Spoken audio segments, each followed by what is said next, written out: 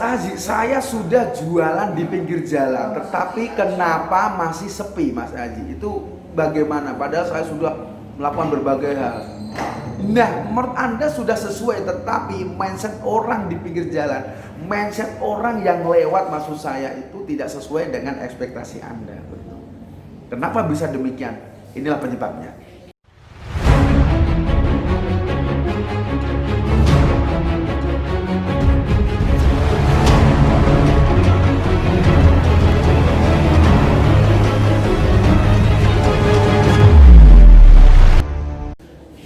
Tidak ada lahan parkir yang memadai. Misal tempat Anda di pinggir jalan dan memang tidak ada tempat parkir, itu akan menimbulkan mindset atau pendapat orang yang mau beli tapi nggak ada. Karena yang penting itu tidak jualannya, walaupun seenak apa jualan Anda, tetapi kalau lahan parkir tidak ada, itu akan mempengaruhi jualan Anda. Intinya ada lahan parkir yang memadai. Itu yang pertama. Tidak ada papan nama yang jelas. Kadang mindset orang yang berjualan itu kurang tepat. Itu tidak ada. Tidak ada papan nama yang jelas. Hanya rumah makan ini, tempat makan ini, toko ini.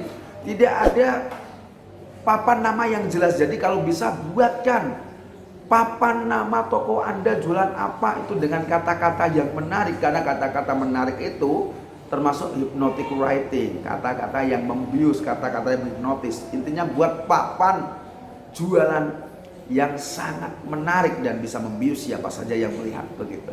Dan yang berikutnya adalah warung makan Anda biasa saja. Ketika Anda sudah membuat warung makan, toko atau apapun, dan Anda maksudnya tempatnya itu biasa saja, begitu. Tidak memikirkan bagaimana Anda konsultasi dulu. Ini saya buat bagaimana ya? Ini saya buat bagaimana ya? Ini saya buat desain bagaimana ya? Catnya bagaimana ya?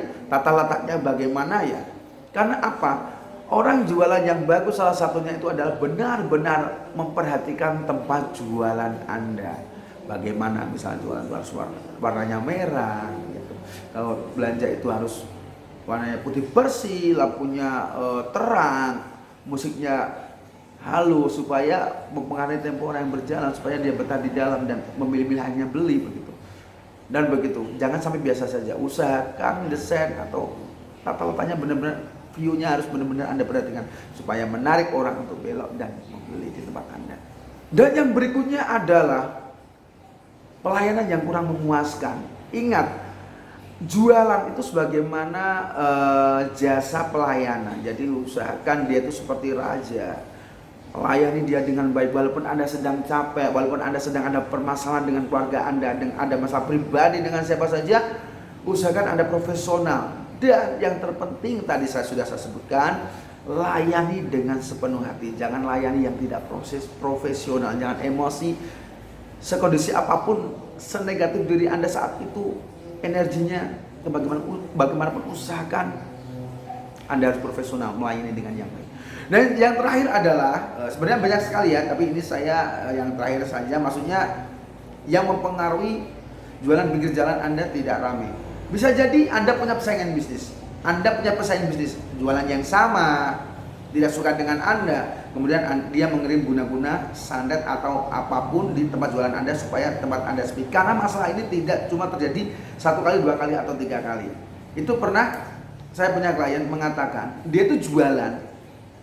Dan biasanya laris, tiba-tiba dia punya pesaing gitu, di sebelahnya itu punya pesaing, dan orang yang mau jualan di sebelahnya itu ya dikasih resep sama dia ya, orang yang biasanya beli di tempatnya itu lewat, terus besoknya tanya, loh biasanya mampir kok nggak pernah mampir? Loh saya lihat warung kamu itu tutup terus kok. Nah, padahal dibuka begitu.